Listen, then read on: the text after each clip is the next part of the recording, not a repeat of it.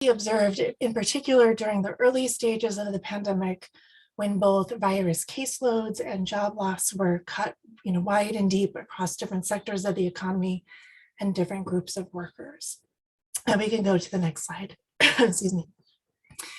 And so one notable response, particularly early on, that we were interested in was this kind of increasing observation of different instances of voice behaviors in response to the kind of uncertainty that the pandemic had been inflicting upon work. And so we observe this in a number of ways, from workers having indirect conversations with managers to engaging in collective action through protests or strikes.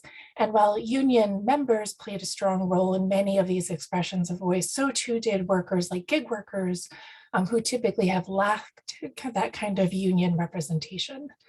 At the same time, we also saw that there were not all voice claims were well received, right? And so we saw this kind of increasing employer retaliation to voice claims, and at the same time, more widespread reluctance on the part of workers to speak up in the face of uncertain work conditions or insecurity. And so this really motivated our primary research question, which was, to what extent have workers chosen to respond to this period of employment precarity or job insecurity with voice? And because we know that voice behaviors and decisions and things like job insecurity are context dependent, we really wanted to understand the role of different employment relationship factors, namely the role of managers, unions, and the employment arrangement itself in kind of unpacking this response and understanding patterns that we were observing. So next slide. So to set this up a little bit, I just want to first establish a definition of job insecurity that we are using in our research. And so job insecurity, as I mentioned, is this concern regarding the continuity of existing employment. And so job insecurity is really a subjective perceptual phenomenon that is distinct from job loss itself. It is situated in kind of immediate contexts. And because it was so widespread during these early stages of the pandemic when we were conducting our data collection, and because we know there are just such widespread negative effects of job insecurity on individuals, households, and organizations, it seemed like a particularly important and compelling concept to unpack during this period of time. And so scholars have we can go to the next slide. Scholars have looked at a variety of responses to job insecurity. One of those responses is voice. And so voice we can simply define as meaningful input into decisions. Now, when workers are faced with a latent voice opportunity, and that is a situation about which they perceive a desired change or need and about which they have input, they can choose to engage in voice. And so this could be through an informal conversation with a manager or supervisor, which is an example of direct voice, or through engagement in things like collective protest or union actions, what we term in the literature indirect voice. At the same time, workers could decide to withhold that input, to withhold voice and engage in what is known as silence. And so to return to our primary research question, we are really interested in the relationship between the perception of kind of threat to employment or job insecurity and these decisions around different voice behaviors. And so the literature on this relationship between job insecurity and voice is actually a little bit more mixed than we were expecting. So on one hand, some researchers have found a positive relationship between voice with job insecurity and voice and other participatory behaviors. And this is largely theorized to be because job insecurity is seen as a challenge that has to be overcome, and so that workers engage in voice strategies as a ways to reclaim control in the face of uncertainty. However, increasingly, a larger body of research and a number of recent meta-analyses have found a negative or non-significant relationship with job insecurity and voice and these other kinds of participatory behaviors. And this is largely because job insecurity is seen as a stressor that motivates withdrawal of participation, even exit from an organization, that workers engage in less voice as kind of a coping or resource saving mechanism. And so we hypothesize for this reason that job insecurity will be negatively associated with voice. So I mentioned we were also interested in the contextual kind of features of the employment relationship and their role in this, unpacking this kind of relationship between job insecurity and voice, one of which is unions. And so at an intuitive level, we expect that, since unions are an independent voice mechanism through which workers can address threats to security with less concern about things like retaliation, that union membership would be positively associated with voice. And we've seen some evidence of this positive relationship so far during the pandemic. I'll note here in our hypothesis that we also noted we use union membership in our analysis, which you'll see Hee-Jin will describe. We also use a variable that captures confidence in unions in order to stay more consistent with the kind of perceptual nature of job insecurity. Now, contrary, so we might expect that unions, because unions are an independent voice mechanism, that they may also induce or kind of alleviate some of that tendency to withdraw from voice behaviors when faced with insecurity, and that it might induce kind of more positive relationship with voice. And interestingly, there's been a small and emerging group of studies that have looked specifically at this relationship and find actually a negative relationship. And this is theorized to be because union members will rely on their unions to address insecurity as opposed to taking a voice behavior themselves. And so, to stay consistent with this emerging evidence, we hypothesize that insecure workers who are union members or have greater confidence in unions will be less likely to engage in voice than their secure counterparts. We were also interested in managers, and here the evidence is really clear cut. I mean, we have lots of research that shows that workers are more likely to exercise voice when they perceive their managers to be receptive and trustworthy, unlikely to retaliate. Trust plays a role here, as well as workers' perceptions around how useful or legitimate or what results can be achieved from a voice claim. And so we hypothesize that increased managerial receptiveness will be positively associated with worker voice, and that consistent with our initial intuition around unions, that this will alleviate some of that tendency for withdrawal, and that insecure workers will be more likely to engage in voice than secure ones if they have, as the perceived receptiveness of their managers increases. And finally, before turning it over to Hee-Jin, we noted that we wanted to look at employment arrangement. And so we know that workers in non-standard arrangements, those who are in arrangements like contract or gig or temporary work, report higher levels of insecurity than standard workers, even accounting for variation that those in different arrangements, the levels of insecurity that they may experience. They also hold different beliefs about how effective a voice claim may be, and are less tied to their organizations and to those who perhaps oversee their work. And so for this reason, there's a body of evidence that suggests that workers in non-standard arrangements are less likely to engage in voice. And consistent with this evidence, we hypothesize that those among workers in non-standard arrangements, those who have increased insecurity, who feel more insecure, will be less likely to engage in voice than those in those secure counterparts who are also in non-standard arrangements. So now I'm going to turn it over to Hee-Jin, who's going to talk about our data collection and our findings regarding these different hypotheses. All right, so thank you, Christine.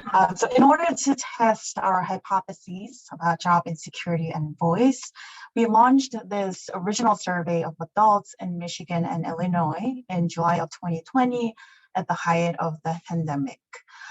This civic engagement and voice survey was launched in collaboration between Michigan State University and University of Illinois Urbana-Champaign, as you can see from the authors. It was administered by Ipsos using their knowledge panel, the largest probability-based web panel in the United States. The survey includes a series of pre-validated questions on employment status, worker voice, perceived insecurity, and employer responses since the COVID-19 outbreak. We received a total of 1285 responses with a final sample of 797 adults who worked in any capacity since March 1st. Using the survey, we capture worker voice with a set of questions about COVID-19 specific voice since the beginning of the pandemic.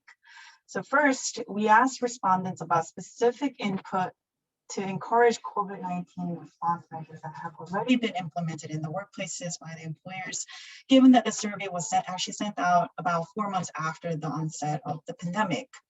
Second, we repeated the same question to ask about specific input if they perceived that their employers should do a better job in the future. So together, this captures voice even in the absence of any employer action. So, and as you can see, these 7 items about voice were used to capture both the indirect and direct worker voice. To capture the perceptions of job insecurity, we used a question from Quality of Working Life module of the GSSS, and recoded the job insecurity variable to equal to 1 if the answer was either not at all true or not too true. Next, we use both the union membership status and confidence in organized labor to capture the respondents' perceptions of unions. So we specifically asked, how much confidence do you have in organized labor or other worker organizations from a scale of 1 to 5? Then we use a managerial receptiveness construct, which is based on this 3-item scale that you can see right here, that was adopted from the UK Workplace Employee Relations Survey. So it was combined into a single variable, I think with an alpha of 0.94. And for non-scheduled work, we asked a question on each worker's employment arrangement and assigned 1 if they report being, all these things: temporary help agency worker, contract firm worker, gig worker, independent consultant, or on-call worker. And for all our models, we control for a set of demographic, employment, and financial characteristics, including gender, race, age, education, religion, and so on and so forth. And so here are some of our main findings. We first ask, who is more likely to report voice during COVID-19? We run a set of logistic regression models using sample weights, and we report odds ratio. And so if you see the value of less than 1, it's indicative of the negative relationship. If you see a value of that's greater than 1, it's positive association. So as you can see, we find the relationship between job insecurity and voice is negative but not significant. So this means that we don't actually find support for H1, though as Christine mentioned earlier, the literature actually has mostly found negative or non-significant relationship with voice. So in some ways, this was partially supported. And then you can see here that union membership and confidence in unions are positively associated with voice. And basically the odds of exercising voice was about 1.3 times greater, which with each additional unit of the increase in the confidence of organized union. However, you can see that managerial receptiveness is negatively related to worker voice. And so this means that we find support for the union membership hypotheses, right, H2A, but not necessarily for HA3. And then I'm just trying to move a little bit faster here, but and then we look at the relationship between job insecurity voice context and worker voice. And then we, since we had theorized that these contextual determinants of voice will influence voice differently for insecure workers as opposed to secure counterparts. So this table shows the average marginal effects of job insecurity from the logic regression models predicting worker voice. We estimated separately for secure and insecure workers. And if you look at the last column, we also calculate the difference between insecure and secure workers. So if you see a negative value, that means that insecure workers have lower probability of exercising voice than job secure workers. So you can see that as a confidence in organized labor goes up, the probability of exercising voice goes up for secure workers and goes down for insecure workers. And with the greater confidence in organized labor, the difference between, you can see in the last column, the difference between insecure and secure workers in the likelihood of exercising voice becomes larger. So as a result, we find support for H2, that insecure workers who have greater confidence in organized labor will be less likely to engage in voice than secure workers. And then we also estimated this for, same thing with the perceived managerial receptiveness. You can actually see here that workers perceive greater managerial receptiveness. The probability of exercising voice goes down for both secure and insecure workers, but it goes down at a faster rate for insecure workers, right? So we actually don't find support for H3B. These are some of the reasons. I know that I am running out of time, but I just wanted to show this chart because we're trying to understand why we're not finding this relationship that we're expecting for the presence of receptive managers. And one interesting finding that we actually saw was that insecure workers were actually more likely to perceive that they may get retaliated from speaking up. So that's one sort of story behind how we can sort of try to explain the lack of our findings. I'm just going to jump ahead of this and basically conclude by saying that job insecurity is negatively but not significantly related to voice. And then these contextual determinants of voice really matter, right, in influencing the relationship between job insecurity and voice. So especially with the greater confidence in organized labor, and then also for the greater receptive management, workers were actually less likely to engage voice than secure workers. And then we also actually, I skipped over, but basically employment arrangement was also important. It influenced the relationship between job insecurity and voice. Insecure non-standard workers were actually less likely to exercise voice, very consistent with our hypotheses. We have some limitations, I'll just leave it at that. It's a cross-sectional study, obviously. And so we have to also think about the extent to which these results are generalizable beyond the COVID-19 pandemic. But we hope that this contributes to our understanding of the role of voice as a response to the precarity of the pandemic. Thank you. That's great. Thank you very much for that. We have 1 minute before the next paper is going to start. So does anyone have one quick question that they would like to pose to the authors here? Yes, go ahead. Okay, so did you look at differences across different types of workers? So for instance, like a contract worker has a direct supervisor, a gig worker, their supervisor, may or may not exist or be close. And I can imagine very different responses. That's a great point. We actually try to play around a lot with different sort of cross sections of different data, depending on the different employment arrangements. We actually ended up tying everyone together, right? If the contract workers, temp agency workers, independent contractors, and so on and so forth, because our sample size was so small. And so obviously, I think that will be a very interesting way to move forward in the future with future research, if we're to actually just focus on workers in alternative arrangements and look at their relationships with managers and so on and so forth. But I think that'll be, we were hoping to be able to do that kind of analysis, but we were just limited by such a small sample size.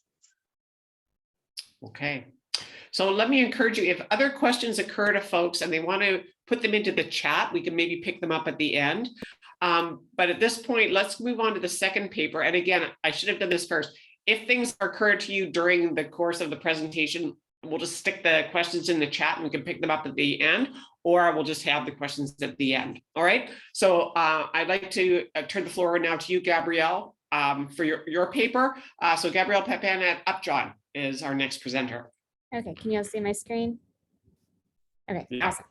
Okay, so today I'm going to be talking about some joint work with Bryce VanderBerg, who is at Michigan State. He's going to be at the Census Bureau starting, I think, next week.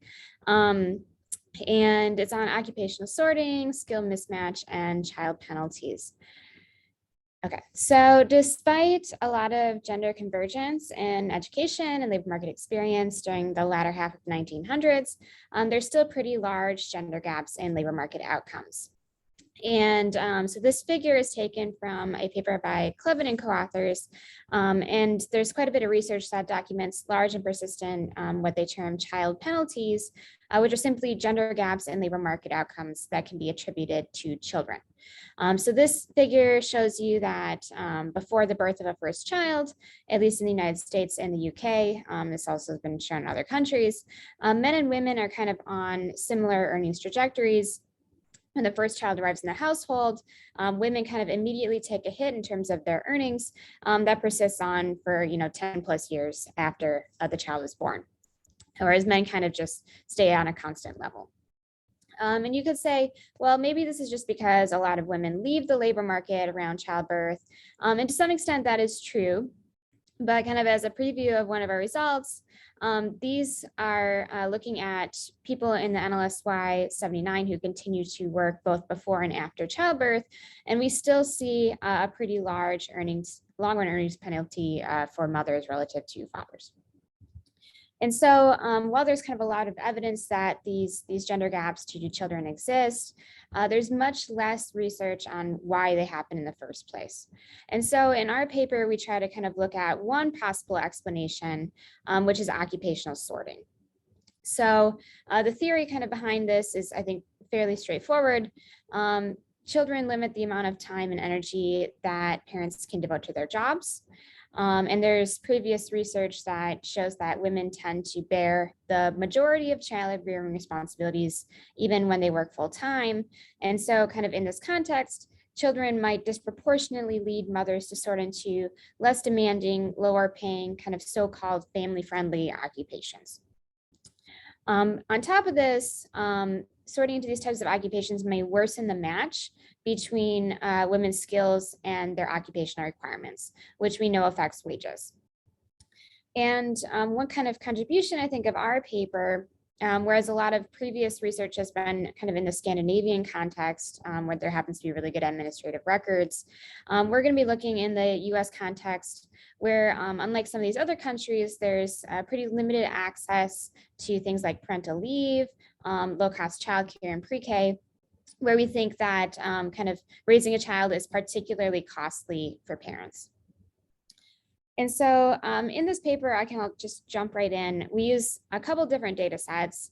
The first is the NLSYs, or the National Longitudinal Surveys of Youth. So for anyone who's not familiar, these are nationally representative panel surveys of US individuals who were aged 14 to 22 in 1979. That's the 79 cohort, and 12 to 16 in 1997, and that's the more recent 97 cohort.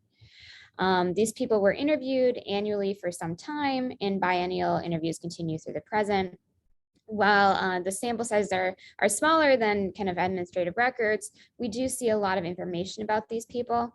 So we see, demographics, family backgrounds, education, and also importantly for our study, things like labor market outcomes, occupations, and months of birth for children. This is a bit of an aside, but we're going to link people's occupations to kind of measures of average weekly wages and hours and occupations from the CPS outgoing rotation groups to kind of get an idea of kind of the demand of given occupations, as well as kind of an occupation rank earnings measure. We're going to focus on people who are working, which we define very carefully in the paper, and I'm going to leave out the details in the interest of time. We're also going to focus on those who made a what we call a full transition into the labor market before having children. The idea here is we don't want people who are maybe still kind of going to school or working and going to school. So we want people who are really in the labor force. And then kind of one important aspect of the NLS is that they have test scores from the Armed Services Vocational Aptitude Battery, or the ASVAB test, which was administered to all of the survey respondents. And to kind of give you an overview of what this is, so the ASVAB is a test that was developed and is still used by the US military to determine eligibility for various military occupations. So for example here, if you want to be an aviation, boatswain's, maid equipment person, the sum of your kind of sub scores on the verbal, arithmetic, reasoning, math knowledge, and auto and shop sections have to equal at least 184 points. So the test was designed to measure cognitive skills in 10 different subjects. And internal kind of studies from the military have suggested that scores on these section tests do predict job performance. And so we think that these ASVAB test score measures that we have on each individual should be fairly decent proxies for their cognitive skills. And we're going to link kind of all this individual level information on skills and demographics to ONET, which measures the task content of occupations. So for each occupation in the SOC system, expert, job analysts, and others assign the importance of 277 different job tasks. And we'll link kind of these ONET task measures to the ASVAB test scores using a crosswalk that was developed by the US Department of Defense. So they have this Defense Manpower Data Center crosswalk that's basically made to link someone's ASVAB section score to the ONET tasks. They're going to focus, if the crosswalk has 26 of these tasks, to which personnel research psychologists assign at least a moderately strong probability of being related to the section tests. And then for each of those tests, there's an associated relatedness score.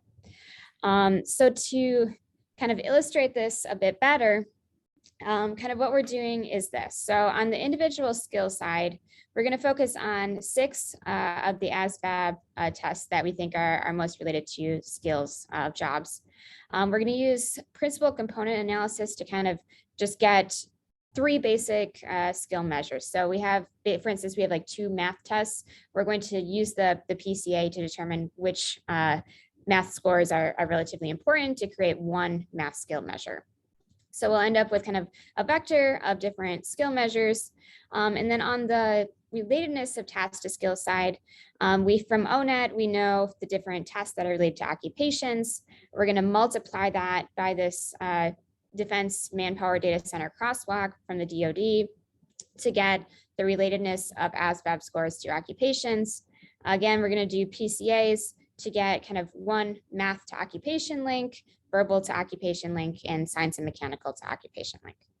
And then to create a mismatch measure for each of these skills, we're just going to take the absolute value of the difference between the individual skills and the relatedness of to the occupation. As you can see here, we're also going to kind of throw in a social skill measure that's been used in literature. That's based on an individual's social ability during childhood and their extracurricular participation during high school. And so what we get is this 1 multidimensional skill mismatch measure, where basically we're taking percentile ranks to normalize everything. What's the difference of kind of your ability in that area relative to the task required of your occupation. We'll weight it using principal components, and then we're going to normalize everything to have a standard deviation of 1.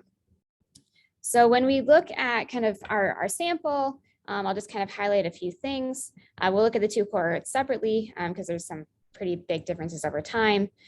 People tend to be about 25 years old before having kind of a first child. Marriage rates go down as time goes on. Men tend to have higher weekly earnings, hourly wages, and tend to be in occupations that also have higher earnings and require more hours, though the difference seems to be declining over time. In terms of mismatch, men actually tend to be more mismatched than women, though again, the difference shrinks across the 2 cohorts. And so kind of what do we do with all this? Well, we're going to use the event study method that was proposed by Clevin and co-authors to estimate the effects of children on parents' labor supply and their occupation choices. And so essentially, we'll leverage differences in birth timing, conditional on age, year, and individual characteristics to estimate these post-birth effects of children on labor market outcomes. And in doing so, we're allowing fertility to be endogenous, but we're going to assume that any unobservable determinants of labor market outcomes evolve smoothly around childbirth, so that we can attribute any discontinuity in outcomes to effects of children. And this sort of assumption would be violated if, for instance, parents time their childbirth to coincide with like a job promotion. So in terms of interpretation, Any short-run measures of these child penalties are going to capture effects of a first child, whereas longer-run measures may capture effects of additional children. But we are only going to see effects of children that are realized after childbirth. So if, for instance, like a woman majors in a subject that is going to get her into a more family-friendly occupation later on, before she has kids, then we're not really seeing kind of the effect of that in our model. And so this is kind of just the event study model that we're going to be estimating, where Y is our outcome of interest. We're going to kind of regress that on a dummy for the time relative to the first childbirth, relative to the year before birth. We'll control for age and year effects to control for kind of life cycle and time trends, some demographics, and then we'll cluster our standard errors at the individual level. And so what we find, so this is with the NLSY 79, mothers are in blue, fathers are in red. And basically, maybe these aren't the greatest trends. I'll let you decide whether you believe that. But it does seem like they're at least on fairly similar trajectories before birth. And then kind of immediately after birth, women start kind of earning less. And that's kind of a function of both wages and hours, it looks like. And these trends kind of persist up to at least through 10 years after childbirth. Basically, women have, in terms of, this is 2010 dollars, it's $300 less per week on average, both relative to before birth and relative to men. In terms of occupations, this is a little bit noisier, but it seems like women are moving into occupations that require fewer hours and where earnings are less on average. And their skill mismatch also is increasing over time, though that's a bit more gradual. In the NLSY 97, which is a lot more recent, the trends are somewhat similar, but also very different. So while there's still a pretty substantial earnings penalty, it seems to be driven by men actually increasing their earnings through both increases in wages and some increase in hours. And in terms of occupational sorting, women actually don't seem to be moving into these more family-friendly occupations, but men seem to be moving into more demanding occupations, which could still be driving these earnings penalties. There doesn't seem to be a lot in terms of skill mismatch. If anything, women start to do better over time. And so I'll kind of give you some idea of kind of where we want to go with this next.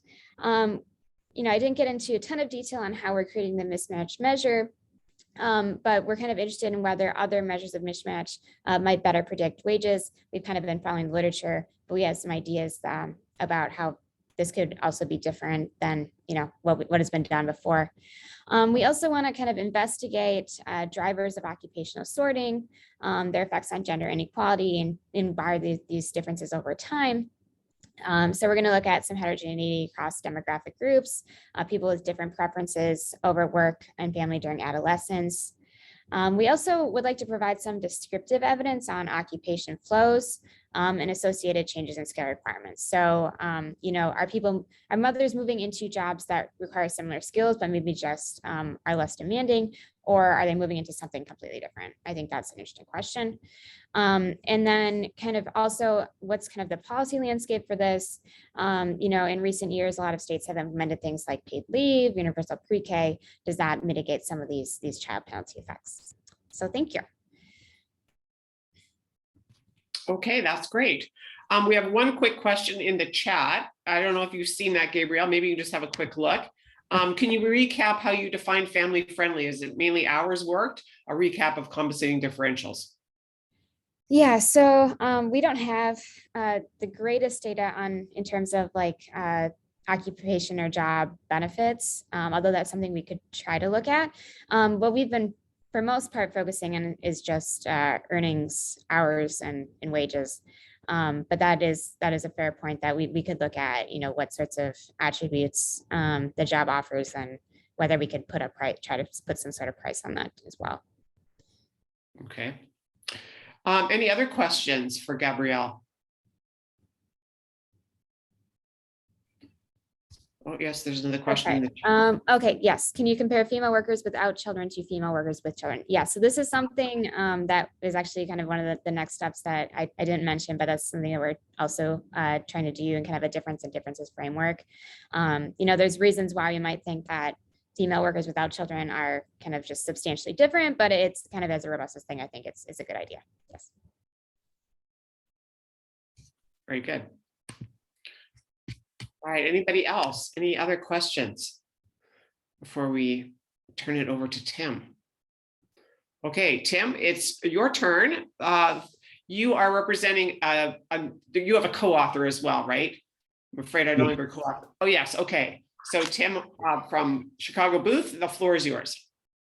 Thank you very much. So just briefly, I'm a pre-doc at Chicago booth. I'll be presenting a recent project of mine, which is in collaboration with Mazhar Waseem. Mazhar Waseem is an associate professor at the University of Manchester, UK. And so today I'll be talking to you about the long-run impacts of in-utero Ramadan exposure. So we'll be asking, what are the impacts on individuals' earnings and other labor market outcomes if they were exposed to Ramadan fasting in utero? Okay, so there is a large literature documenting that the in-utero period is one of the most critical ones for human skill formation, and even mild shocks during this period can leave long-lasting imprints both on future human capital as well as future health trajectories. However, establishing causal links between the in-utero period and later life outcomes is not straightforward. And this is so particularly because of two empirical challenges. So the first one is the measurement challenge. So this consists of the fact that we measure outcomes quite a long time after the initial shock. Second, the initial shock tends to be quite mild. And finally, many times these initial shocks will have been dampened by compensatory investments by either parents or society by the time we observe the outcome. And so for this reason, one needs very high statistical precision in order to detect these the impacts of these in-utero shocks. And the second challenge is endogeneity. And this basically means that the in-utero shocks tend to be more severe for children who have parents of low socioeconomic status. Okay, and so for this reason, one needs an exogenous source of variation. And the exogenous, as I will argue, shock that we will use is the in-utero Ramadan shock. So fasting during the lunar month of Ramadan is one of the 5 pillars of Islam. And as such, it's obligatory for all Muslims other than a few exempt categories. Now, the fast involves abstaining from both food and drinks from sunrise to sunset. And pregnant Muslim women are not expressly exempt, but they can skip the fast if they perceive any harm to either themselves or the baby.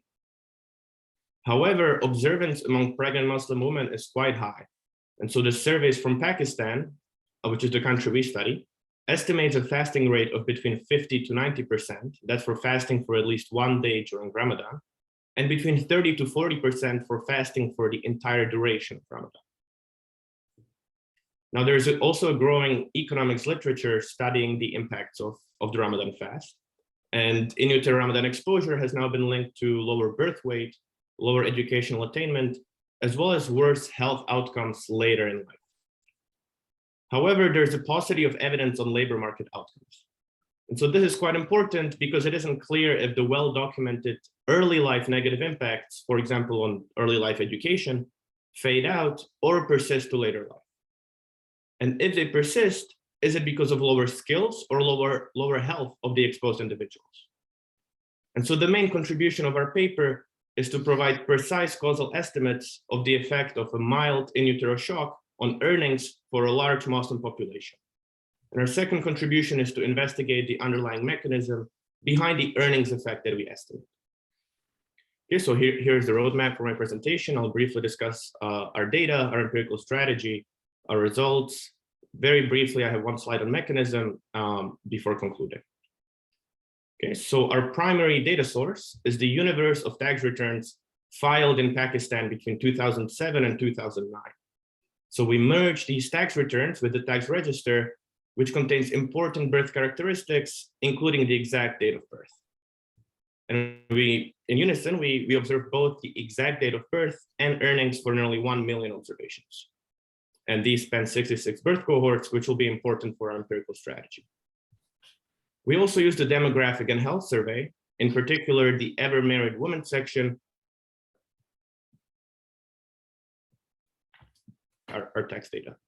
And the survey contains a wealth of information on parental characteristics, including education, wealth, etc.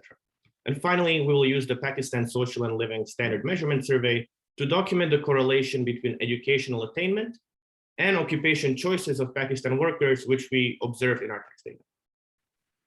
Okay. So let me now describe our empirical strategy. So a crucial aspect of the Ramadan shock is, for our empirical strategy, is that Ramadan follows the lunar year, which is shorter than the solar year by around 11 days. This means that each year, Ramadan begins 11 days earlier than the previous year's Ramadan. Now, because of the normal length of pregnancy, children conceived in 9 out of 12 months will be exposed, although in different pregnancy months. So this gives us an ideal empirical setting with very natural control groups. We can compare earnings of exposed and unexposed individuals, and we do so after conditioning on the place, month, and year of birth to make very granular comparisons. Furthermore, the slow passage of Ramadan through the Western calendar and our access to 66 birth cohorts allows us to control for birth seasonality non-parametrically. So it allows us to disentangle the seasonal effects from the Ramadan effect, which we are interested in. And because we use text data, we don't observe fasting behavior, and we therefore estimate intention to treat effects. However, we argue that our ITT estimates understate the average treatment effect, and we always interpret our estimates as lower bound. So this is mainly for 2 reasons. So under some assumptions, the ATE will be the ITT divided by the fasting rate. The fasting rate is less than 100%, so the ITT will understate the ATE. And secondly, the ITT will understate the ATE if there is compensatory investments by parents or society. And this is quite likely in our sample because our text data only captures the top decile of the income distribution in Pakistan. So this is exactly the population which will be most well-placed for compensatory investments. Okay, so to construct our Ramadan exposure measure, we compute the date of conception by subtracting the normal pregnancy length of 266 days from the exact date of birth that we observe in our text data. We then combine this date of conception with the timing of Ramadan in that year to divide our sample into different groups based on their exposure period.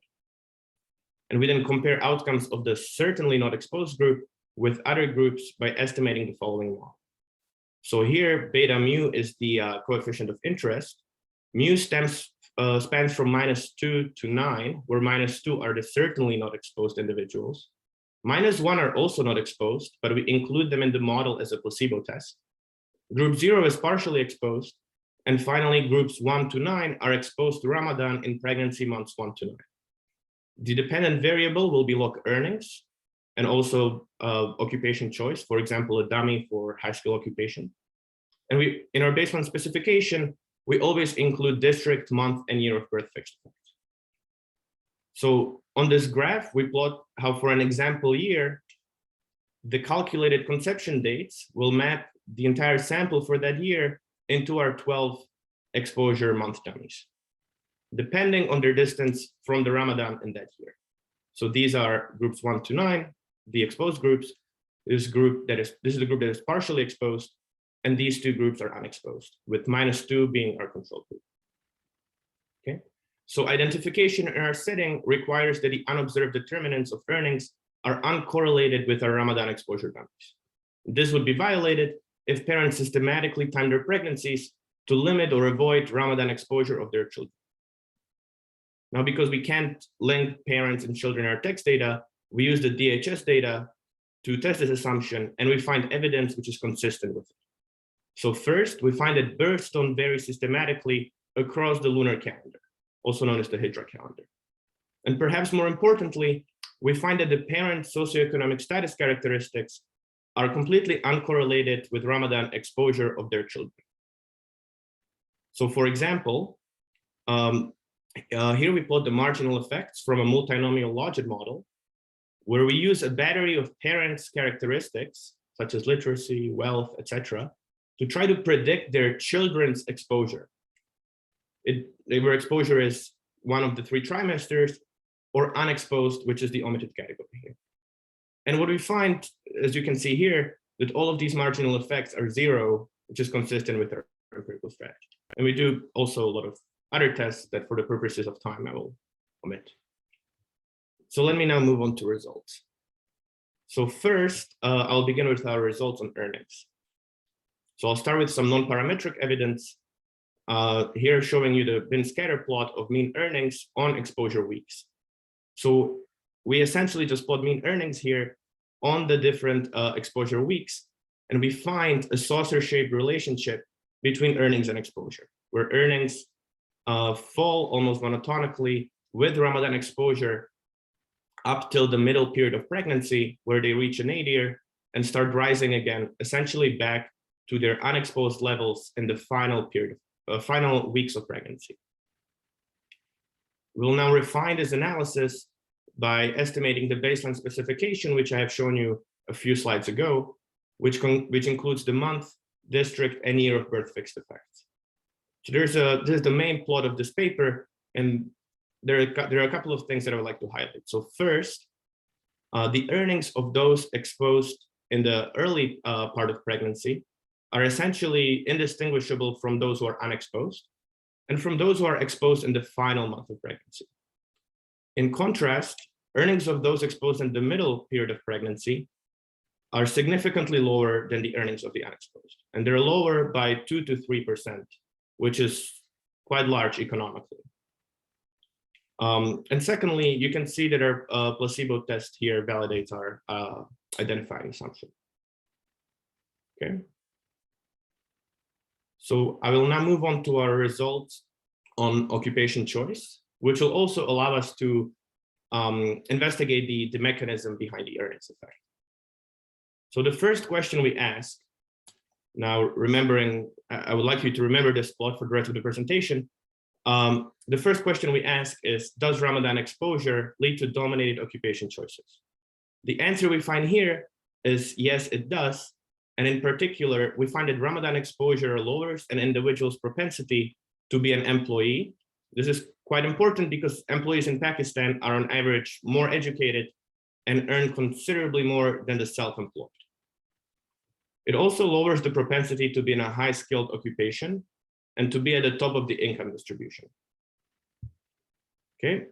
The second question that we ask is, can the negative earnings effect that we have estimated be explained by these dominated occupation choices? The answer we find here is no. So not only are exposed individuals less likely to be employees, but they earn significantly less, even conditional on being employees.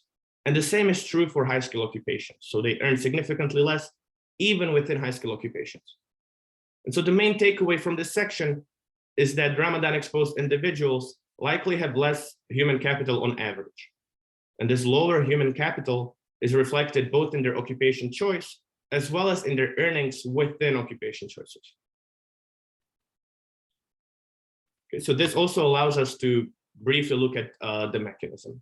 So our evidence on the whole suggests that the earnings effect mediates through the skills channel, although we cannot rule out other mechanisms such as health. And by the skills channel, I mean any channel that would mediate through cognitive or non-cognitive skills rather than health. So the main evidence that we bring to answer this question is that the dominated occupation choices that we document are strongly correlated with educational attainment. So Ramadan exposed individuals are less likely to be in high skill occupations, which are the occupations which require professional qualifications. They're much more likely to be in wholesale or retail, which are industry with proportionally the most low skill jobs. And the second piece of evidence comes from the biomedical literature, which stipulates that the harmful health effects shouldn't appear until late in life. And so this would make it difficult for the health channel to explain the dominated occupation choices because occupation choice takes place earlier in life. And secondly, we find very similar earnings effect for younger and older cohorts.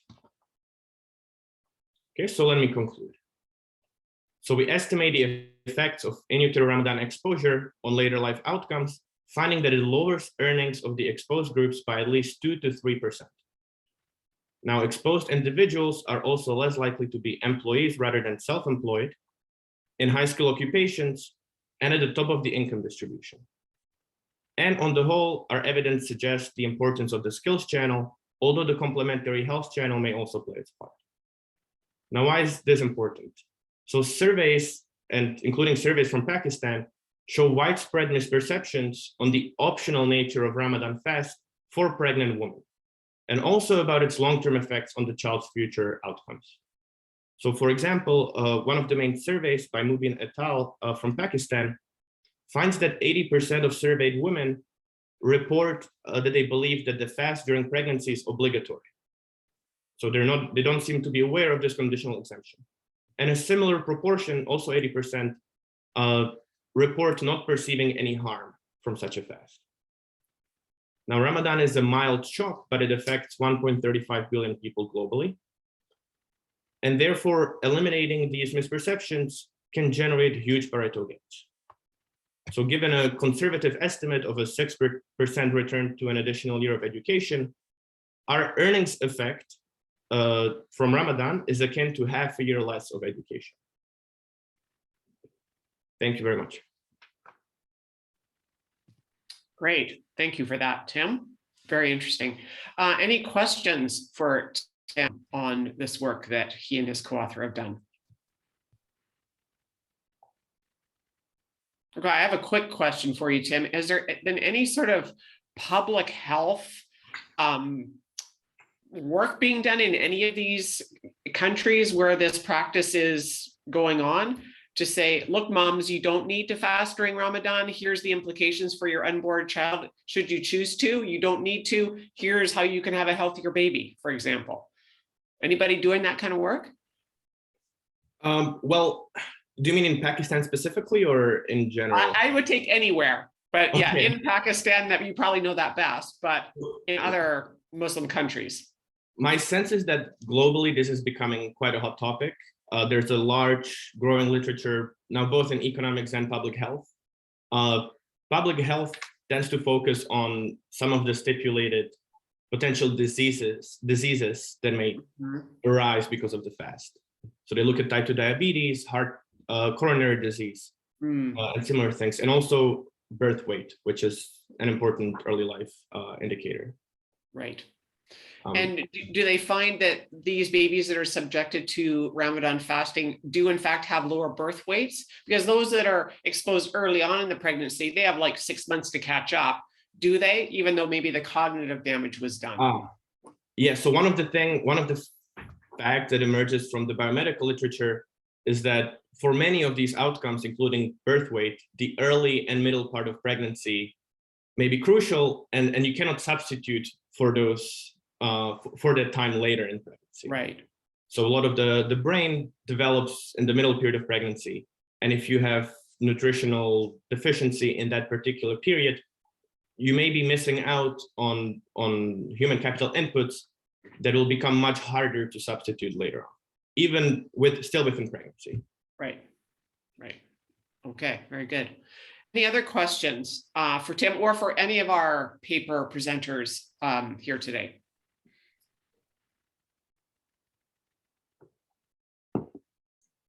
Okay. Tim, I had a kind of a building on your question about policy implications. I was wondering what you think some of the challenges might be to implementing kind of policy or education changes addressing the effects that you identified.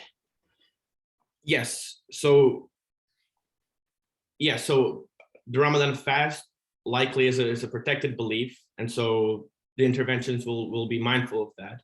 Also, agents, when faced with informational interventions, may not update their priors in the same way as other agents would, but definitely informational interventions or talking to imams seems like it could work, because the religion itself states that you shouldn't fast if there's potential harm to the baby. Mm-hmm. I think the issue is that this is quite a new literature, and it is just becoming to emerge now, like in the last 20 years, that this may be potentially harmful.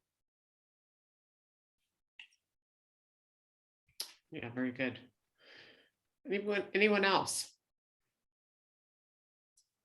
All right, well, I'm going to take this opportunity to thank all three of our paper, or all four of our paper presenters here today for coming to the session and presenting some very interesting work. So thank you all, and I hope you all have a great rest of conference in this virtual mode. I think it could work just fine. So thanks all for coming today, and enjoy the rest of the conference. Thank you. Thank you.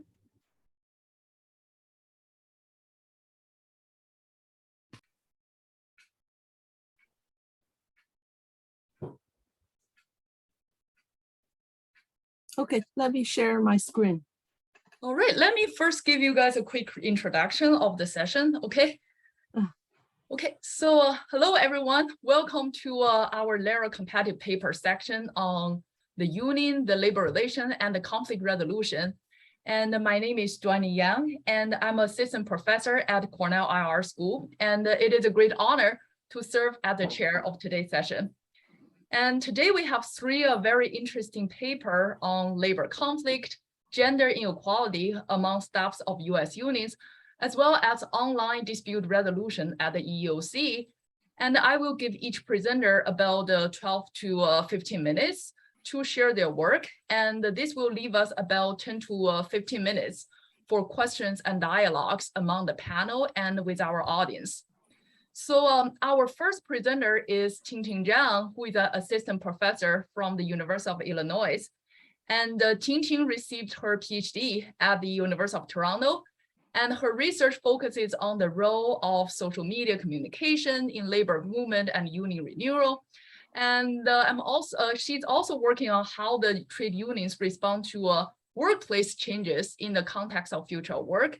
And she also published very interesting papers on trainings and occupational licensing. So today she will present her joint work with Lorenzo Fonzi from the University of Quebec and Robert Pepin from McGill on the shifting locus of labor conflict. All right, Timotej, the floor is yours. Thank you, Joanny, and thank you for allowing us to present this kind of like a working in progress paper. And the title is, as Joanny mentioned, The Shifting Locus of Labor Conflict. It's a joint work with my friend and long-term colleague, Lorenzo Fonzi and Robert Pepin from Quebec. And this, like I said, is a work in progress, so I would really welcome all the feedback and comment, and I would like to pick up the brain from the audience. So the kind of motivation of this paper is really looking into the kind of a labor conflict from the US perspective. And in 2021, the Bureau of Labor Statistics kind of reported that major work stoppage like only happened in the US for 16 times. Like when I say major work stoppage, I mean like, more than 1,000 workers in the same workplace went on strike. Okay, so if we look at that status, like, the whole labor conflict seems to become a really, really like, dimming kind of like approach. It almost feels like it's the last resort for the labor unions.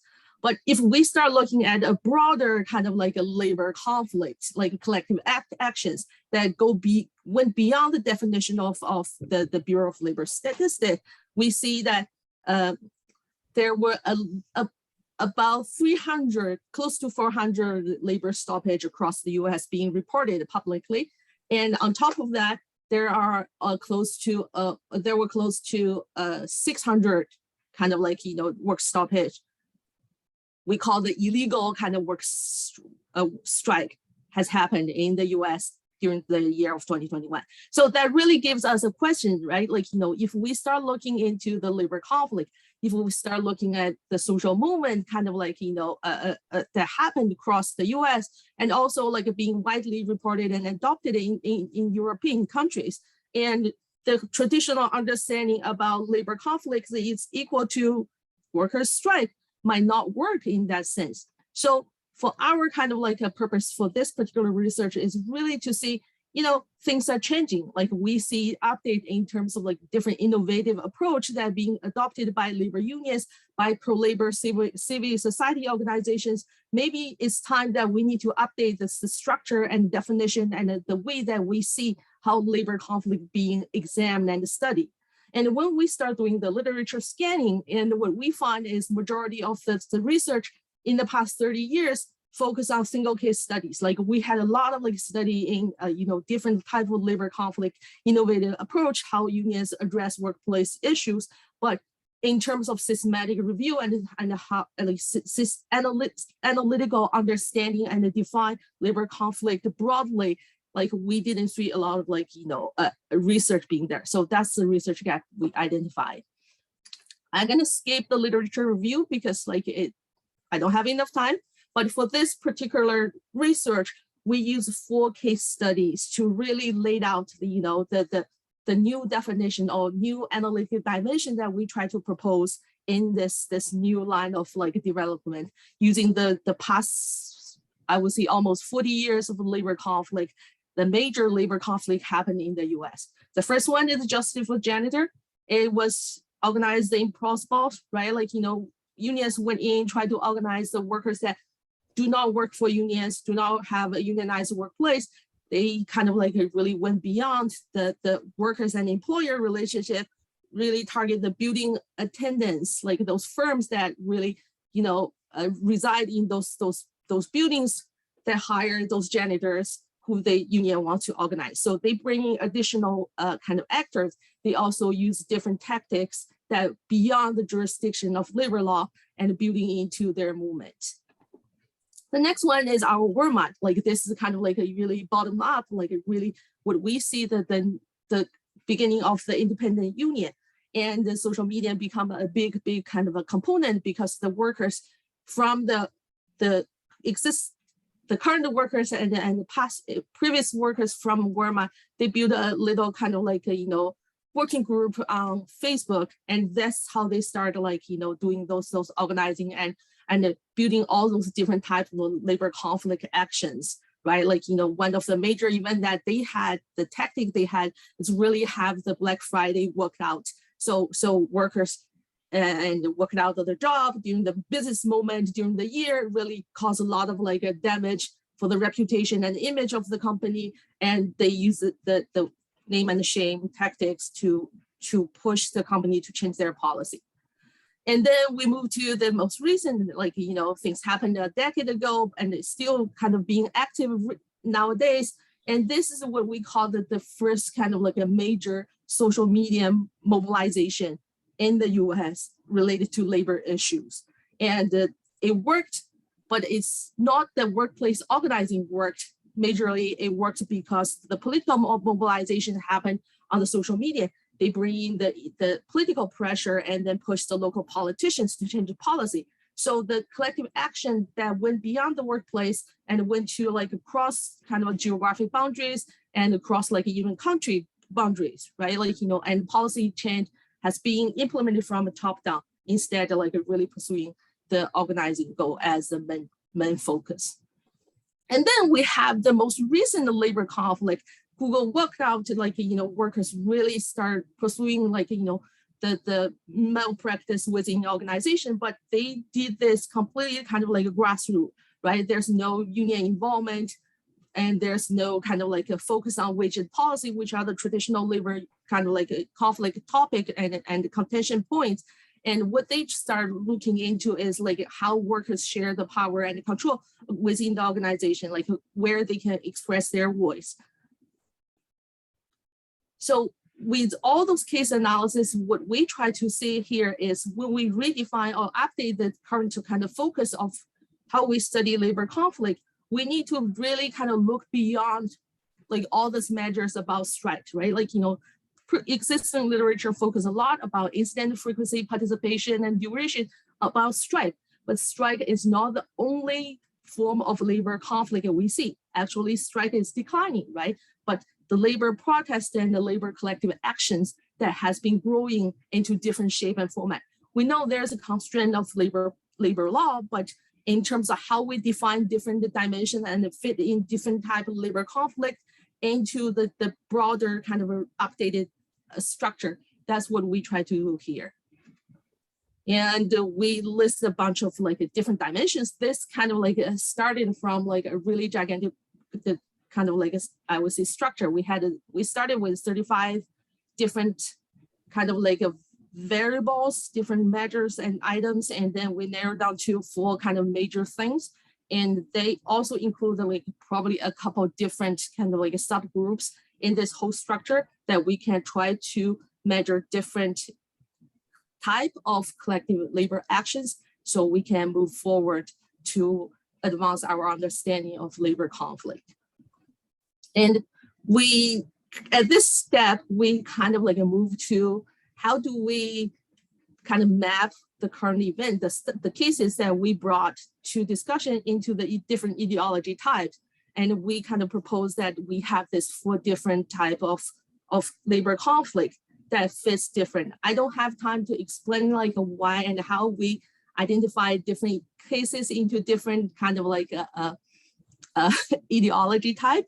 But if folks are interested, I am more than happy to send you our draft so you can get a, like a, more deeper understanding in terms of what we are doing here. So that's all I want to see here. But I think my concluding thoughts is that we see so many innovative labor conflicts, so many kind of like conflict tactics that are being adopted by union and non-union workers in the US in the past 3 decades. And with the constraint of current labor law, a lot of them were overlooked, and a lot of them also were understudied. So in a sense, what we try to accomplish here is really to bring all those innovative cases and innovative practice together and try to figure out like what's the best practice moving forward, or what's the kind of like really things that we can use to revitalize our labor movement. So that's my current presentation, and thank you for your time and attention. Looking forward to the discussion. Great, thank you, Ting. So I think we will take all the questions in the end. So we will make sure all the presenters will have time to share their work. So our next presenter is Allison Rock, who is a doctoral candidate at McGill University. And Allison has a research interest in a mechanism that create and reproduce gender inequality in organizations, in markets, and in the family. And she's presenting a research about whether and how within job factors contribute to gender inequality in organizations using a data set of the populations of staff of US unions. So since Allison is traveling without a very good internet connection, I will play her pre-recorded presentation from my laptop. And Allison will take questions and answer questions at the end of the presentation if her internet is good enough. So I'm going to share my screen, and Allison already recorded the presentation from here.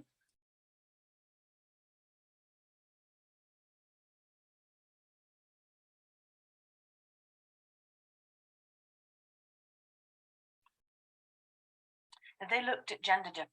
Hold up, sorry. I should start from the beginning. Let me do this again. From the beginning. Hi, everyone. It's great to be here today. My name is Alison Gowden-Rock, and I'm a PhD candidate at McGill University. Today, I'm going to tell you about my research on gender wage inequality within jobs. Specifically, I'm interested in whether and how tasks within jobs create wage inequality in organizations. And the organizations I'm looking at are US unions. So why is it interesting to look at gender inequality within jobs? Well, not much research has looked at gender wage inequality within jobs yet. In fact, most past research on gender work inequality has been at or above the level of the job. For example, the sex segregation literature focuses on gender inequality across and within organizations and occupations. And gender wage inequality is largely seen as the result of between job differences. That might be because highly gender integrated jobs are not that common. But overall, the gender wage gap within jobs has been assumed to be slight. So we can conceptualize jobs as a bundle of tasks, And my research considers whether and how much the tasks within a job contribute to gender wage inequality. That leads to my research question for this paper, which is, do and how do within job level differences, that is differences in tasks, contribute to gender wage inequality in organizations? And today my research, I'm presenting evidence that factors within a job, that is task level factors, do contribute to gender wage inequality. To do this, I look at two different streams. I draw upon two streams of research. And the first research stream is about how gender affects task level factors that lead to gender inequality in organizations. Specifically, I draw upon Chan and Antipe's paper on task segregation in the TSA. Now, they looked at gender differences in experienced job content or quality, and they found that tasks were segregated by gender. Women were more often assigned repetitive and strenuous tasks like the pat down. And furthermore, this led to unequal organizational outcomes like promotions. And this was mediated by adverse health impacts of these strenuous tasks. Additional stress and time off led to less promotions for women. The second stream of research that I'm drawing upon is how task level factors affect wage inequality in organizations.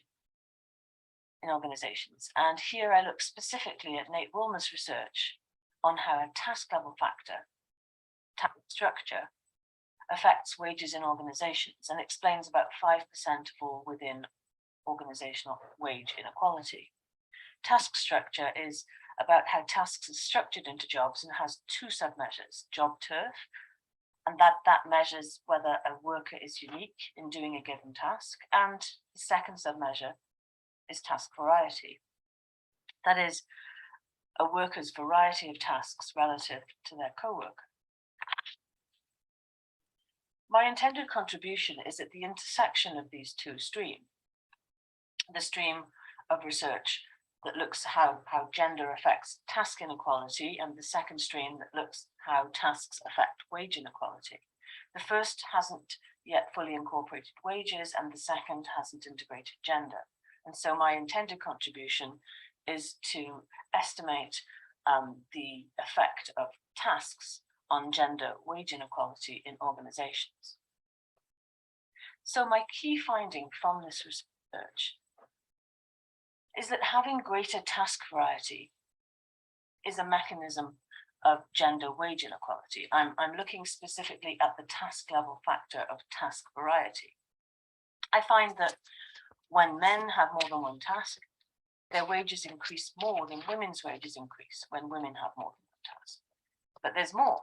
I also find that having more than one task is more likely for men overall in my sample. The data that I'm using comprise the staff of unions in the US. So this is union staff, not union members. And it's Office of Labor Management Statistics data, which has about 5,000 unions and over 130,000 workers in those unions. This is a longitudinal linked employer-employee panel, and it has 13 years from 2005 to 2017. What's great about this data is that they're at the level of the task, and it leverages a change by the OMLS from 2005, where the number of tasks per individual measured as a percentage per individual per year was required to be reported for every year since 2005 in each of 5 task categories. And those 5 categories: administrative tasks, general overhead tasks, contributions, political, and representational tasks. So the first thing I looked at was whether gender affects whether a worker has more than one task in these categories, or has more than one task. And I found that having more than one task is more likely for men than for women overall. The way I'm measuring this is a dichotomized version of task variety, where 0 is having no variety at all, that's just doing one task, and where one means having some task variety, that is, having more than one task. And what we see in these data are that male workers, 70% of male workers have more than one task, compared to 57% of female workers having more than one task. And that is a very significant difference. I was interested to see, because I have 13 years, whether there were any trends over time. And so I plotted that, but it does not look as if there are any major trends in time. It's pretty flat. So we can see that men have more task variety than women, and in fact that they consistently do. So if there's any wage benefit to task variety, then it's going to benefit men more. To test what the wage benefit is, and whether it's different for men and for women, I use regression. I regress my dependent variable, logged wages, on three main predictors. The first is a dichotomized measure of task variety. And so this is the effect for a female worker of moving from having only one to more than one task on wages. My second predictor variable is gender variable, male. And the third is the interaction of task variety and gender. And this predicts the additional difference for male workers when they increase their task variety from only having one task to having more than one task, and the effect on wages.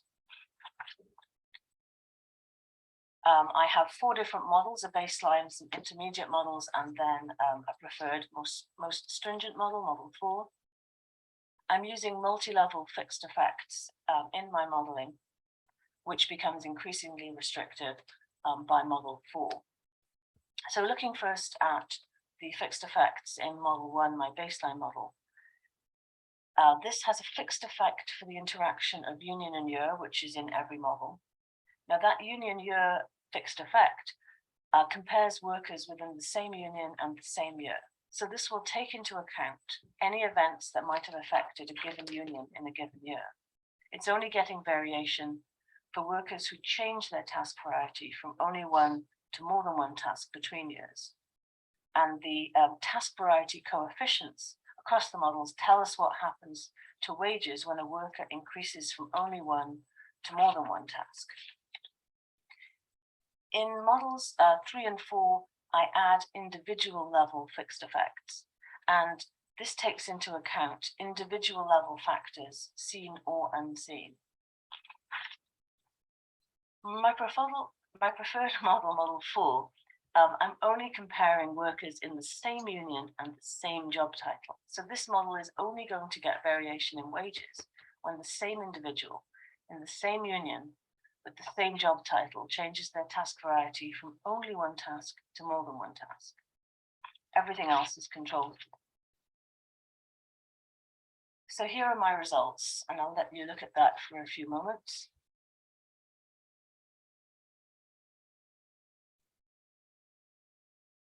Looking at model 1, the baseline, the 0.21 task variety coefficient. Now that is the overall coefficient for the effect of task variety on a female worker's wages. So 0.21 is a change of about 23% in wages.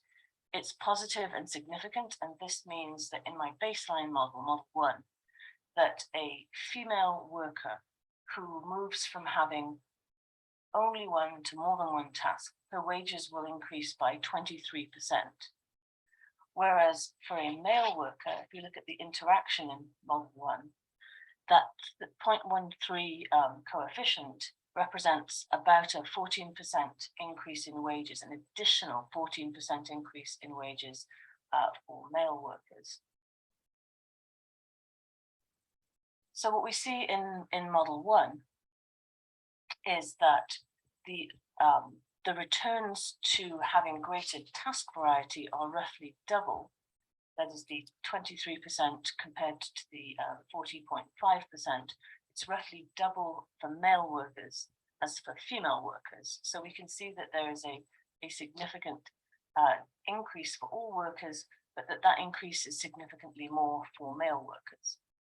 moving to model 4, which is my preferred model and the most restricted model, this compares the average of worker wages by year in a given union across all reported years for a given union, and also, importantly, within a given job. And this takes into account all individual level differences, seen and unseen, with the included but not reported controls listed below. Now, this in this model, we can see that a female worker, that the overall increase for a female worker is about 5.2%. That's the 0.05 coefficient. But the overall coefficient for the effect of task variety for a male worker, that's the 0.05 plus the 0.04, that's 0.09, which is roughly a 9.4% increase in wages for male workers. So we can see that the wages of a male worker who moves from having one task to more than one task increased by about 4% more than a female worker who moved from having one task to having more than one task in the sample. And this is a significant difference. This represents a gender difference in yearly wages of about $1,800. So when male workers move from having only one to more than one task, their yearly wages increase by approximately $1,800 more than women's wages do. And the mean wage for reference is $45,000. So just to sum up, my key finding from this research is that a factor below the level of the job, within job factor, that is task variety, is indeed a mechanism of gender wage inequality. I find that when men have more than one task, their wages increase more than women's wages do, plus having more than one task is more likely for men. So this provides us evidence that task level factors within job level factors can and do contribute to gender wage inequality. And in the discussion, I'd like to talk to you live about the mechanism. I'm thinking that from the Chan and Anteby paper, the most likely explanation is that task content is affecting wages differently by gender. I will show you some ongoing research that I'm doing that looks at differences in the content of work that the workers are doing. And we do find that women are much more likely to perform clerical tasks and that men are more likely to perform more strategic interactional type tasks. That's the Porter and Dawn's definition. This is something I'd like to return to in our discussion, but just to leave you with an idea of the difference of the effect on wages by gender of having different task content. The grey and yellow lines show strategic interactional tasks, that's the representational and political tasks, and that they're increasing wages for all workers over time, but that is different for male and female workers, those trend lines. And so this is something I'd like to return to in our discussion, and I look forward to doing that. And here's my email. Thank you so much. All right, thanks, Alison. And I have a lot of questions that I want to ask you, but I will wait after Patrick present his paper. Yeah. So lastly, we have Patrick McDermott from Salisbury University, and Patrick is a dear IR alumni, and he also received a 2 law degree from NYU and Rutgers, and a PhD in HRM from George Washington University. And he was a principal researcher on 5 evaluations of the EEOC mediation program. And he also evaluated the TSA conflict resolution program. And in addition, Patrick has also performed field research and evaluated workplace dispute resolution in China. So I think I will have a lot to learn about the conflict resolution system in China from Patrick after LERA. So today, Patrick is going to share his recent research with Ruth Obar from Salisbury University on mediators' evaluation of online dispute resolution at the EEOC. So Patrick, the floor is yours. Thank you for the kind introduction, Professor Yang. Yes, the EEOC issued a press release on some of this research just the other day. So this is research kind of hot off the press. And what we did was two studies simultaneously. One was looking at the mediators' perceptions of online dispute resolution and various outcomes. And we also looked at the participants' perspective. So this data is fresh. It can be found on the EEOC website. The studies are, I think, 140 pages apiece. So there's a lot of good information. And obviously, I can't cover it all, and I don't intend to do so. First thing to understand is that when we look at conflict and workplace conflict, and this individual workplace conflict, that when someone believes their rights have been violated under Title VII, they go to the EEOC, and for most people, it's their only chance of having this dispute resolved, because the EEOC will usually issue a right to sue letter that tells you to go get a lawyer within 90 days. And it's very difficult, so most people don't pursue this alternative. However, there is the option if the parties agree to go to mediation. And so really mediation becomes the vehicle for resolution and satisfactory resolution of these disputes. So our team, Dr. Obar is a statistician and has worked with me for years. We evaluated the EEOC in-person program back in 2000. We developed a lot of research and various measures. We tend to first gather extensive data, and then we literally have so much data over the years and then analyze various ways. So the methodology is key from years of experience of appearing before the EEOC, mediating, actually knowing the nuances at the ground and the granular level as to how the process works. So we were able to survey mediators. There's a separate presentation that we did on the participant feedback. For the mediators, we wanted to know from the mediators how they saw this transition to online dispute resolution. Now, remember, this flows out of COVID, and EEOC didn't have a playbook, and suddenly the model had to change overnight, and they transitioned to resolving disputes online. Obviously, this relates to the future of work. It relates to arguably a major shift. I call it a new pattern of dispute resolution and mediation with the online tool, and it blends into a lot more deeper discussion as to where technology is taking us.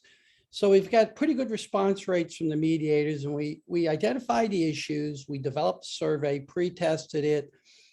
We had follow-up prompts for the mediators to complete the survey.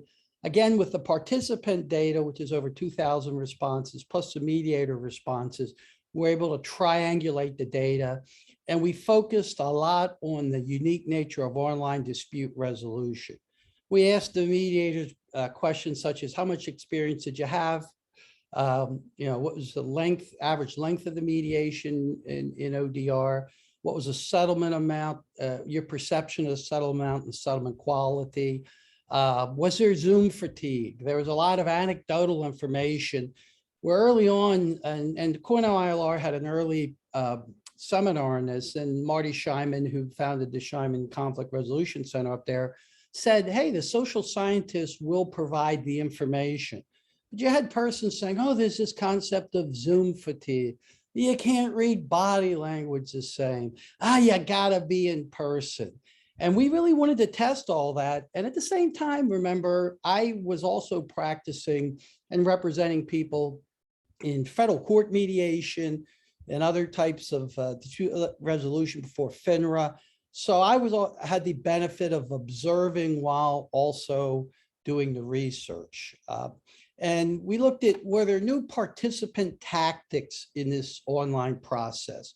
What was the flow and the speed? How did it differ if you were experienced? And the three sets of mediators were EEOC staff, contract mediators, and pro bono mediators. So we broke the data down by those types of mediators because EEOC mediators also happen to be the most experienced.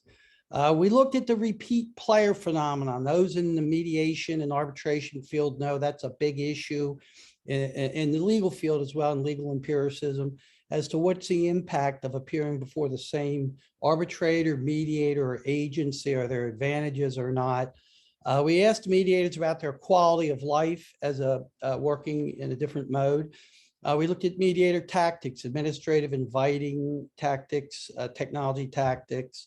We looked at flexibility and new patterns of communication. So quickly, because I can go through, there's a lot of tactics, and we asked about these tactics. First of all, how about inviting new parties? Basically, it's common sense that when you're in a room and you're mediating, it's very difficult to bring witnesses in the same way you can in online dispute resolution. So we tried to measure all the various ways that persons were brought into the process, either by planning or just as the mediation was proceeding. And the last one we looked at, and you can see all the various ways that invitations occur, was did you demand that somebody show up? And again, from my applied experience, sometimes a mediator may say, I want to hear from so-and-so because I think it'll help resolve this case. So we looked at all these measures. How about the tactics of inviting parties to share documents? Economists talk about information and how important that is in any economic theory. How was the information enhanced and accelerated? We looked at caucusing, and was there other types of caucusing communications? Turns out there was. Mediators who are watching this probably understand that all of a sudden, while they're talking to one party, the other party simultaneously gathering information, could be talking to another person, or the mediator could open up another line of communication. We looked at use of these documents, file transfers, what tools were the mediators using and not using. We looked at administrative tactics. Scheduling was a big one. The one-shot try it again, where before you had to clear out of New York City at 4 o'clock in the afternoon for the traffic or whatever, everything was rigid. Now all of a sudden you could say to the parties, hey, let me get back to you in 2 hours, go talk to somebody. Can we reconvene real quick here? All this new flexibility introduced by technology. And we found that the mediators used, and we have the percentages there of using these tools. The time element pressure disappeared, which negotiation professors and collective bargainers know that time is often a tool used as a tactical hardball tactic tool. That kind of disappears online. And we looked at the mediation caucuses because they're an important tool as well. And we found that they were perceived by a majority of the mediators as being more efficient. So we have some decent data on that. And then we looked at other measures about the speed of the opening offer. A lot of data, and I want to move quickly because there's some other wonderful presentations we need to get to and discuss. We tried to measure all of these various matters. The most interesting thing is settlement rates are about the same, but that's a whole nother paper. We asked them their perceptions. Some mediators perceived there was a better quality settlement or amount of settlement, but overall the actual data shows it's about the same. That's something to tease out because again, you can see the statistics are the same, different measuring periods, so not a perfect comparison, but inferentially, we're not sure there's much of a settlement difference, but you can see the mediators, some of them saw a higher value in the settlement. Hopefully I'm not going too fast for any of you. The quality data here, you can see how the mediators across the board, and again, we report by staff, by contract, and by pro bono mediator. Now, if you look at settlement failure as a result of using online dispute resolution, I focused on this because you can see there's very few reported cases where mediators say, hey, the case has failed because of the nature of the technology, but it's worth focusing on area of further research.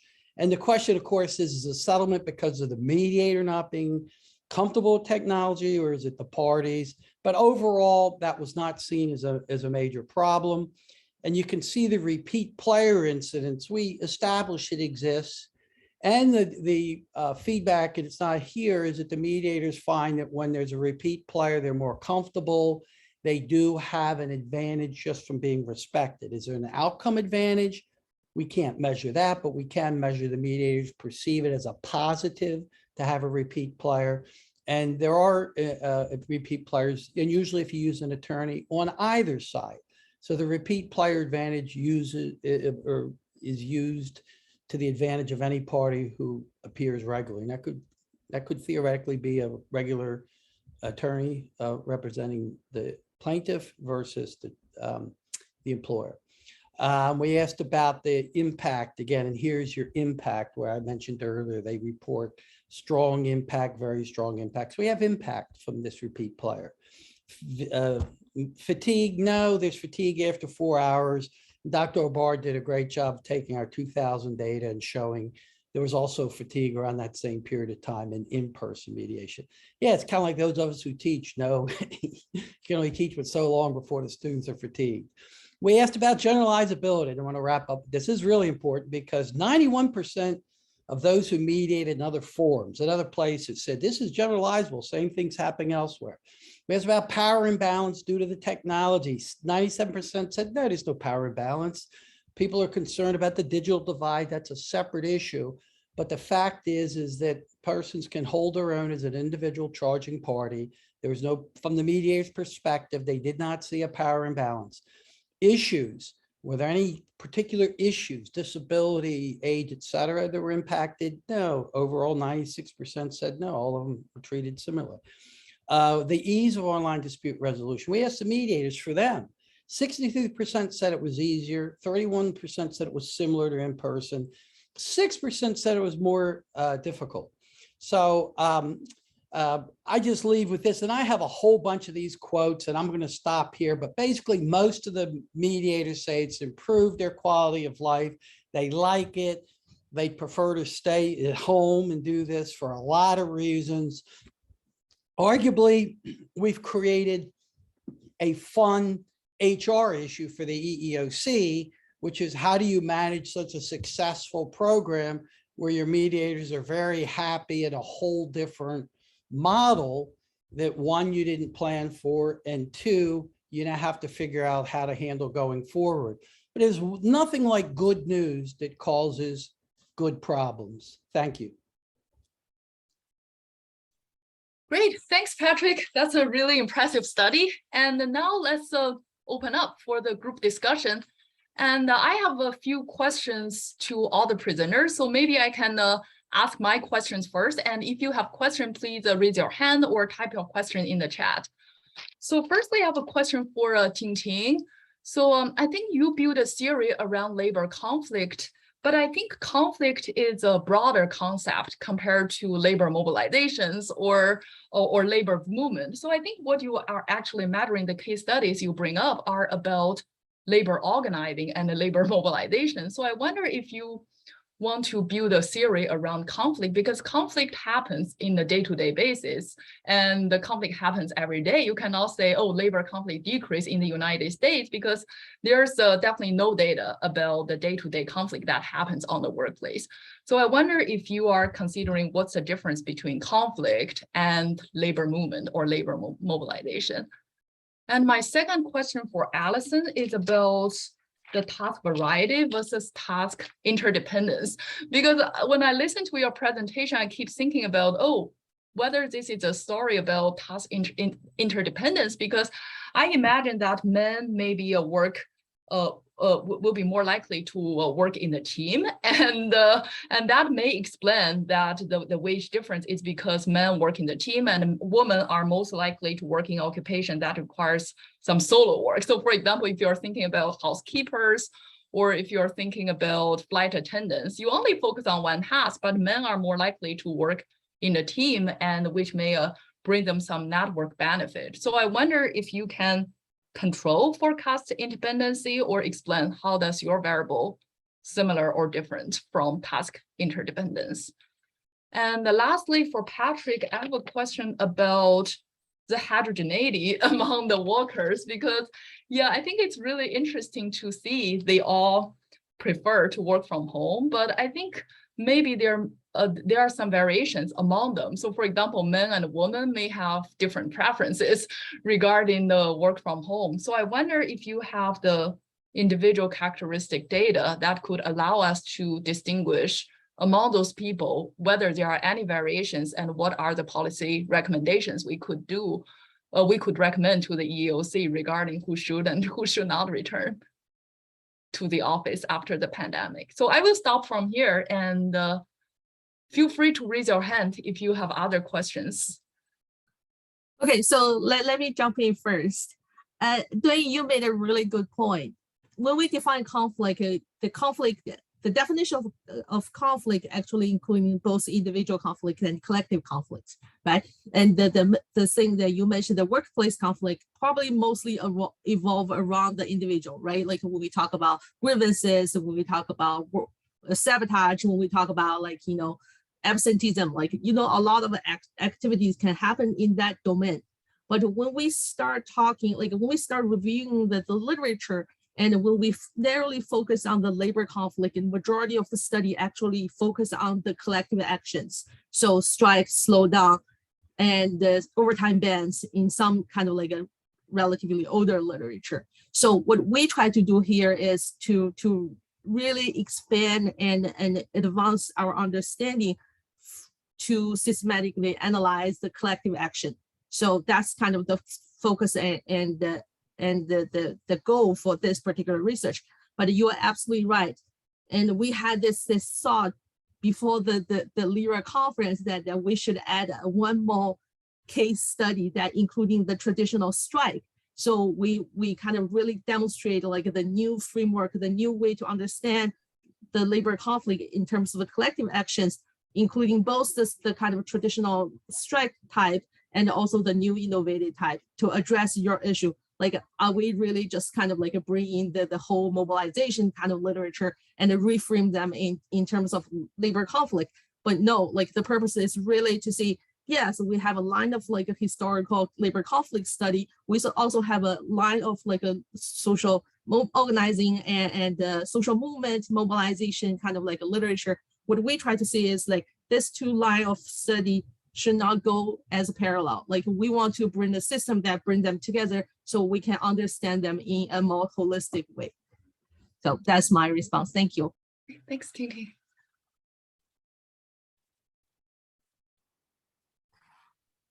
So thanks so much for your question. I hope that my Wi-Fi is stable enough for you to hear me. Yeah, you're good. So the short answer is good. Okay, the short answer is that I don't have that information on talents, but I can go back and have a look. But I don't think that there's a way to see if they're working in or not. But I do like tuition about that you mentioned flight attendants and housekeepers only doing one kind of task. I'll have a look. What I'm looking at is kind of bundles of tasks. So what is the next task? It's not quite what you asked, but that's where I think from past feedback, I think that it's important what the next task that gets added is. We know that women are most likely doing clerical as their first task. And are they adding another clerical or are they adding a strategic interactional? And men most likely are doing strategic interactional tasks. And when they add an extra task, is that clerical or strategic interactional? And just one final thing, what's very interesting is that there's a kind of a gender deviance factor that when men are doing female type tasks, the admin they have a greater pay than women doing the clerical tasks. So that's really interesting. So if anyone has any ideas on that, I would be very interested. Thank you.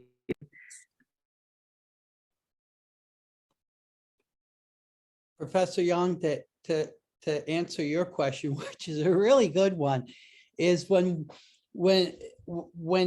we work and gather this data, one of the things that's been very good about this project, having the trust over decades working with the EEOC, is we will actually ask to put in questions that may not be as important to the EEOC as it is for us as researchers. So we expanded and asked about the repeat player. And I was very interested from the future work perspective to get that throw in quality of work life question that really wasn't primary to what we were gathering.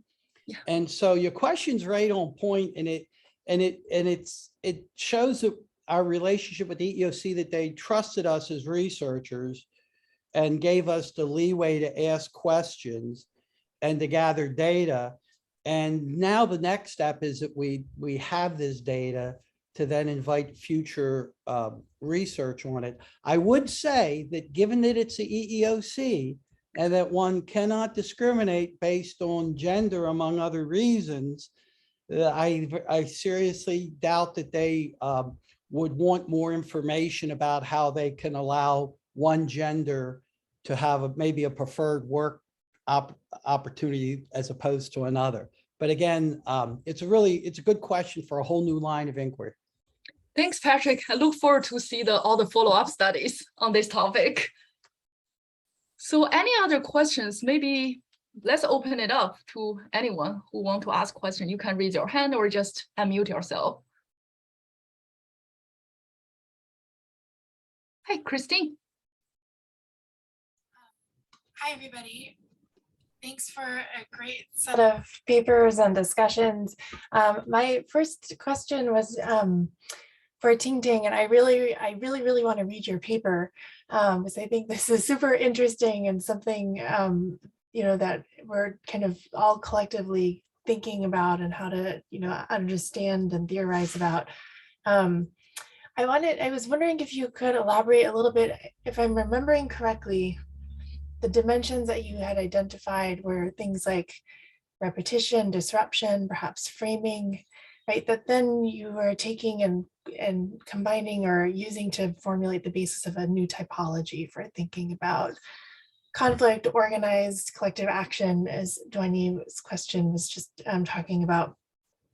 And I wonder if you could elaborate on what you think the implications of some of those things are for just kind of IR theory in terms of how we are thinking about collective action and labor conflict.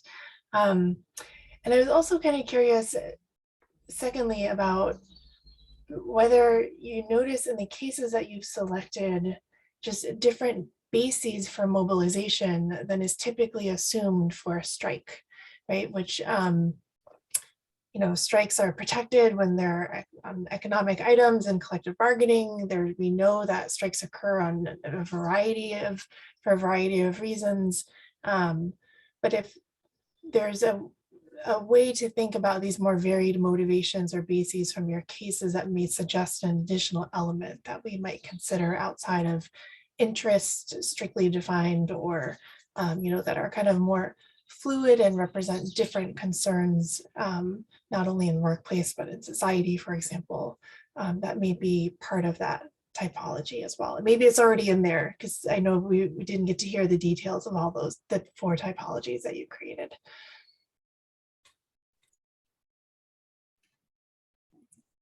Thanks, Christine. This is a great question.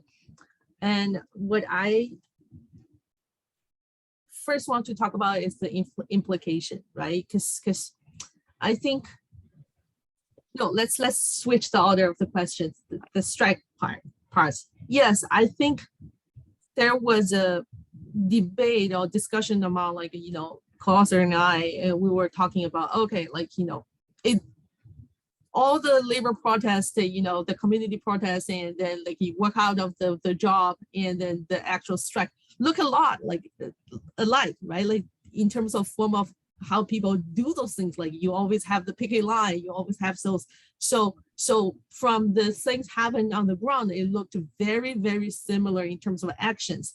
But the reason that we have a different type of names on that is because of the stringent of the US labor law, right? We talk about the legal strike and the illegal strike, and a lot of actions that we observed in those cases that we picked, they are actually illegal strikes, or even you can't really call them strikes because the workplace are not unionized, right? So we need to, in a sense, to really understand the constraint of the labor law in terms of how we move labor movement forward in this country, right?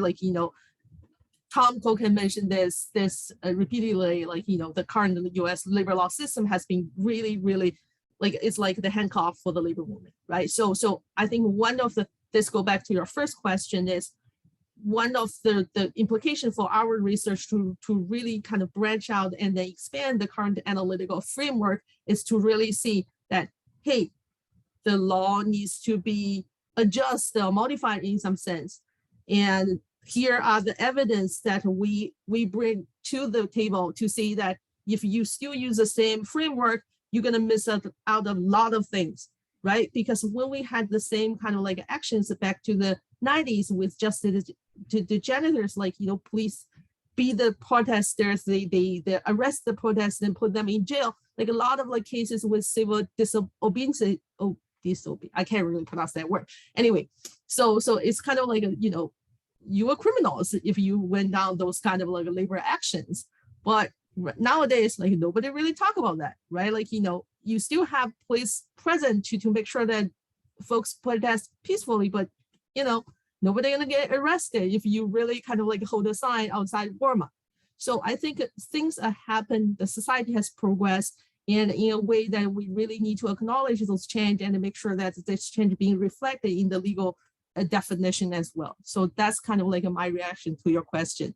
But for sure, like, I will send you the draft because I really love, like, I'm not really strong in theory building, so I'm gonna learn from you. Yeah, thank you. All right, thanks, Christine. And any other questions? I actually have a question for Allison. Yeah, go ahead.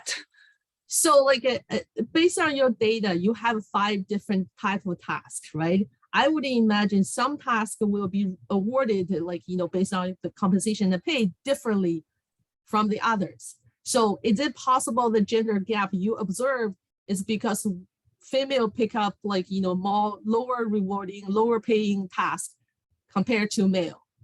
And in your study so far, I haven't seen that, like, because you only talk about, like, female and male take multiple tasks, right? More than one task. So I would love to see, like, a little bit further push on that direction to see, like, is this really a gender issue, or is this like, I mean, in a sense, it's a gender issue, right? Because we know that, like, women tends to pick up those lower rewarding administrative kind of routine tasks. So I just figure out, like, how do we really unfold the mechanism that really caused the gender wage inequality in your particular study? Thank you. Yeah, Alison, I think I have a related question because when I listen to this presentation, I keep thinking about the skill differences, because I think the old econ literature talking about the skill bias technology change, I think they divided skill into manual, cognitive, and interpersonal kind of skills. I wonder, how does a task concept you build similar or different from the skill concept that we all know from the econ literature? And I see a new question from Christine on the chat. And she asked whether you have a race and ethnicity in your data set and whether you can factor that in, and whether unions overall are male or the female dominated in terms of their employees. Okay, those are all such great questions. So no, I don't have to see. I really, because it's a big enough data set that I could have done something intersectional. So what is really interesting, and when I've presented this recently before, I've been encouraged to kind of slow down, walk before running, go do more of the descriptives, which I think is what you're asking me as well to do, because I have all of the unions from almost 100% male to almost 100% female. So I can look at some really interesting variation by male or female dominated unions. There are also some interesting differences. I have kind of level, I have whether or not they're managers, and then also I have the locals, intermediate, and then the kind of the headquarter level, international. So there are some interesting variations just in the general, like, gender composition along those different Johnny, I'm going to think more about your question, but I think that there are a number of different literatures. It sounds as if the economics and skills is something I should look at. Also, non-promotable tasks and comparable worth are literatures that I'm thinking about looking at. What's interesting about the data that I have is that we're looking at the core tasks, not at additional tasks, which is kind of the non-promotable literature, where women get also asked to do things like, parties or, but I'll think long and hard about those different literatures. So thank you for that. All right, thanks, Alison. So we have 1 more minute. So anyone want to ask a last question or make a comment? Okay, we are running out of time. All right, thanks everyone. Really quickly, Patrick, what's the question? Oh no, too late. Oh, Maybe go I'll ahead, ask you go ahead. offline, You can Patrick. ask a question, and anyone who need to go. I was just going to say, what's the question you wish that you had that you didn't? Sorry, Patrick, I was going to ask you, what question would you have fielded if you could have fielded something? You know, I'm not sure, because we spent 10 months developing the questionnaire, and I always err in having these really long questionnaires where survey research people say this should be short. So we gather this phenomenal amount of data. Looking back, people always ask about the digital divide, but the way that the parties entered the process, they'd already crossed the digital divide. So if I could have tried to figure out some way of identifying people that were outside of the radar, so to speak, that we didn't measure, that wouldn't be part of the design. And I'm not sure how we would have even found them. But that's about the only question I get from scholars is, what about the digital divide? And the reason it interests me is because sometimes I think it's exaggerated. I think that most people have cell phones.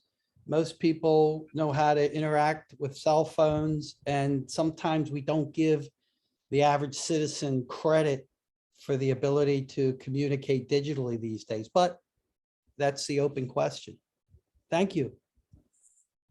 Great, thanks everyone for the great presentation, and thanks for joining our session today. And I look forward to seeing you guys around in LERA in the next few days.